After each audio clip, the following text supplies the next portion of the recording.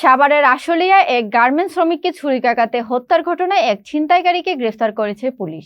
গত বৃহস্পতিবার দুপুরে আশুলিয়া থানায় এক সংবাদ সম্মেলনে এই তথ্য জানান ঢাকা জেলা অতিরিক্ত পুলিশ সুপার ক্রাইম আরাফাতুল ইসলাম। সাভার প্রতিনিধি হাফিজ মোমেন আইটিভি বাংলাকে জানিয়েছেন, গত 10 জুন জায়দা খাতুন ওরফে বন্যা ও তার স্বামী খোকন মিয়া রংপুর থেকে গাড়ি যোগে আশুলিয়া বাইপাইল বাস স্ট্যান্ড ভোররাত 3টার দিকে নামেন। এ সময় পেশাদার ছিনতাইকারী মাসুদ ওরফে জামাই মাসুদ ওরফে রানা তাদেরকে ধরে নগদ টাকা পয়সা মোবাইল ফোন ছিনিয়ে নেওয়ার চেষ্টা করে। এ সময় ওই নারীর স্বামী খোকন মিয়া ছিনতাইয়ের বাধা দিলে ওই ছিনতাইকারী তাকে এলোপাথারি ছুরিকাঘাত করে মোবাইল ছিনিয়ে নিয়ে যান। পরে তাকে উদ্ধার করে স্থানীয় একটি হাসপাতালে নিয়ে কর্তব্যরত চিকিৎসকরা তাকে মৃত ঘোষণা করেন। পরে খবর পেয়ে পুলিশ সেই দিনই তার লাশ উদ্ধার করে মর্গে প্রেরণ করেন। এই ঘটনায় থানায় মামলা হলে পুলিশ উন্নত প্রযুক্তি ব্যবহার করে ভোররাতে হত্যাকারী মাসুদ মিয়া ওরফে জামাই মাসুদ ওরফে রানাকে গ্রেফতার করেন। পরে দুপুরে তাকে আদালতে প্রেরণ করা হয়েছে বলে জানিয়েছেন। আপনারা জানেন যে গত 10 তারিখ দিবাগত রাত আমাদের দুজন গার্মেন্টস কর্মী যাদের বাড়ি রংপুর জেলার মিঠাপুকুর থানায়, তারা রাত্রিবেলা ওই রংপুর থেকে রওনা দিয়ে তাদের কর্মস্থল আশুলিয়ার উদ্দেশ্যে আসে এবং রাত প্রায় 3:15 তারা আমাদের বাইপাইল এলাকায় নেমে তারা তাদের যে বাড়ি যেখানে তারা থাকে এখানে আশুলিয়া ওইখানের উদ্দেশ্যে রওনা দেয়। প্রতিমধ্যে তাদের একজন ছিনতাইকারী পথরোধ করে তার কাছ থেকে যে মাল, তার যে মোবাইল ফোন, তার স্ত্রীর কাছ থেকে মূলত মোবাইল ফোনটি নিয়ে যায়।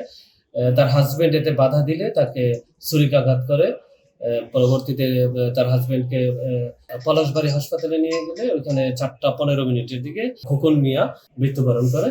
এই ঘটনার সাথে যে জড়িত আসামি মাসুদুর রহমান ওরফে অনেকেই জামাই মাসুদ নামে চিনে বা কোথাও কোথাও সে রানা নামেও পরিচিত, তাকে গ্রেফতার করা হয় এবং তার কাছ থেকে যে ছুরি দিয়ে হত্যা করেছে সেই আলামতটি তার দেখানো জায়গা থেকে উদ্ধার করা হয়। খুব শীঘ্রই তাকে আমরা কোর্টে প্রেরণ করছি। পরবর্তী আইনগত যে কোর্টের ব্যবস্থা ওই ব্যবস্থা গ্রহণ করা হয়। এখন পর্যন্ত আমরা জানতে পেরেছি সে একাই ছিল এবং তার মোডাস অপারেন্ডি যেটা মানে কাজ করার ধরন যেটা, এটা সে সাধারণত একাই এই কাজগুলা করে থাকে এবং তার বিরুদ্ধে ইতিপূর্বে একই ধরনের একই নেচারের একটা মামলা ছিল। সে আমাদের কাছে এই ধরনের শিকার। এই অভিযান তো এইভাবে চলমানের বিষয় নেই, যেহেতু সে একাই জড়িত আমাদের তাকে গ্রেফতার করা হয়েছে। তো গ্রেফতারের ক্ষেত্রে আর যেহেতু এটার সাথে কেউ জড়িত নয় এই বিষয়গুলো নাই, তবে আমাদের তার কাছে যে মোবাইলটি নিয়ে গিয়েছিল এই মোবাইলটা আমরা টঙ্গীতে বিক্রি করেছে। যেহেতু ঈদ পরবর্তী সময় এই সময় আসলে এগুলা খোলা নাই, আমরা আমাদের তদন্তের কারণে আমরা নামটা বলছি না কোথায়। আমরা আশা করছি যে আলামতটা যে মোবাইল নিয়ে গিয়েছিল আমরা খুব শীঘ্রই এই মোবাইলটা উদ্ধার করতে পারবো। ইতিমধ্যে আমাদের যে চাকু দিয়েছে স্টেপ করেছিল চাকুটি উদ্ধার করা হয়েছে। আসলে পুলিশের মূল কাজ যেটা আছে, যে মূল কাজের মধ্যে সবচেয়ে প্রাইম ওয়ার্ক আমাদের হচ্ছে মানুষের সেফটি এবং সিকিউরিটি। এটা হচ্ছে আমাদের প্রাইম ওয়ার্ক। এটা নিয়ে আমাদের সার্বক্ষণিক আমরা কাজ করে থাকি। আমাদের দিন এবং রাতে যত আমাদের এই আশুলিয়া থানার ফোর্স রয়েছে সবাই রাস্তায় ডিউটি করছে। তার বাহিরেও আমাদের পুলিশ লাইন্স থেকে অতিরিক্ত পুলিশ ফোর্স মোতায়েন করা আছে। আপনারা জানেন যে লক্ষ লক্ষ মানুষ আমাদের উত্তরবঙ্গ এবং দক্ষিণবঙ্গগামী মানুষ এই রাস্তা, দক্ষিণবঙ্গগামী মানুষ আমাদের নবীনগর ইউজ করে, আবার উত্তরবঙ্গগামী মানুষ অধিকাংশ মানুষ এই রাস্তা ব্যবহার করে থাকে। আমাদের এই রাস্তা নিরাপদ রাখার জন্য আমাদের সব ধরনের ব্যবস্থা গ্রহণ করা হয়েছে। আমাদের থানা পুলিশের পাশাপাশি আমাদের ডিবির সদস্যরাও টহল দিচ্ছে। আমাদের সাদা পোশাকে পুলিশ মোতায়েন করা আছে।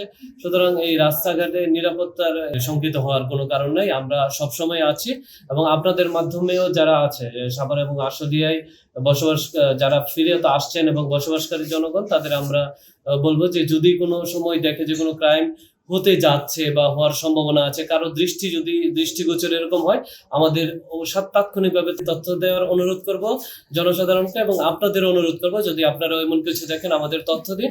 আপনারা যত বেশি তথ্য দিবেন নাগরিকরা তত বেশি নাগরিক সুবিধা পাবে।